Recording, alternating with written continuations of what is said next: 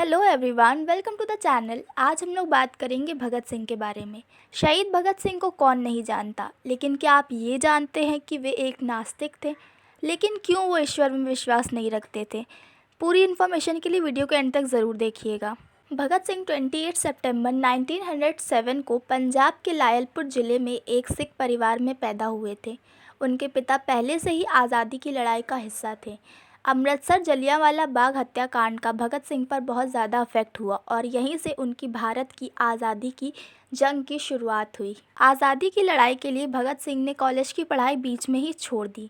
1922 में चौरी चौरा हत्याकांड में जब गांधी जी ने किसानों का साथ नहीं दिया तो भगत सिंह बहुत निराश हुए और उनका अहिंसा पर से विश्वास उठ गया और यहीं से उन्होंने अपने क्रांतिकारी जीवन की शुरुआत की। भगत सिंह जात पात पर विश्वास नहीं रखते थे। शेड्यूल कास्ट जिसे उस समय अछूत माना जाता था, उन्होंने उसके डेवलपमेंट और उनके प्रॉब्लम्स को कम करने के लिए भी काफ़ी काम किए थे।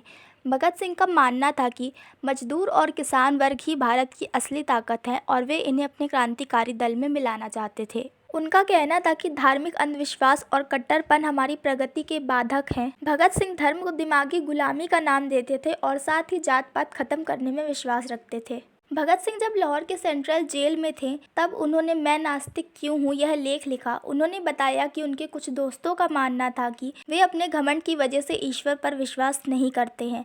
भगत सिंह ने इसके जवाब में लिखा, ये घमंड नहीं है जिसकी वजह से मैं ईश्वर पर विश्वास नहीं करता हूँ। मैंने बहुत सोच समझकर ईश्वर पर विश्वास करना बंद किया है। मैं आपको बता दूं, भगत सिंह अपने शुरुआती दौर में एक आस्तिक थे जो ईश्वर में बहुत ज़्यादा विश्वास रखते थे। जब भगत सिंह क्रांतिकारी दल के सदस्य से क्रांतिकारी दल के नेता बने तो बहुत सारी जिम्मेदारियां उनके कंधों पर आ गई। विरोधी दल के तर्कपूर्ण जवाब देने के लिए उन्होंने काफ़ी अध्ययन करना शुरू कर दिया। भगत सिंह ने विश्व के क्रांतिकारी लोगों जैसे लेनिन, त्रोत्स्की और कार्ल मार्क्स के बारे में पढ़ना शुरू कर दिया, जिन्होंने सफल क्रांतियां की थी। भगत सिंह कहते हैं, 1926 के अंत तक मुझे इस बात का विश्वास हो गया कि सर्वशक्तिमान ईश्वर की बातें बेकार हैं। मैंने अपने इस अविश्वास को दिखाया। मैं पूरी तरह से नास्तिक हो चुका था। वे आगे कहते हैं, जो ईश्वर पर विश्वास नहीं करता उसे ईश्वर का डर दिखाया जाता है और तब भी वह नहीं डरता तो उसे अहंकारी या घमंडी बोल दिया जाता है।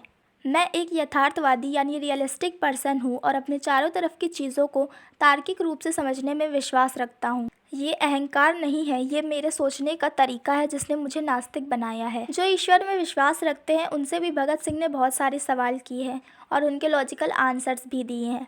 क्या है वो क्वेश्चंस जानने के लिए मैं नास्तिक क्यों हूँ या why I am an atheist, ये बुक आप ज़रूर पढ़िए। और भी बुक्स रिलेटेड वीडियोज़ के लिए मेरे चैनल को सब्सक्राइब कर लीजिए। Thanks for watching.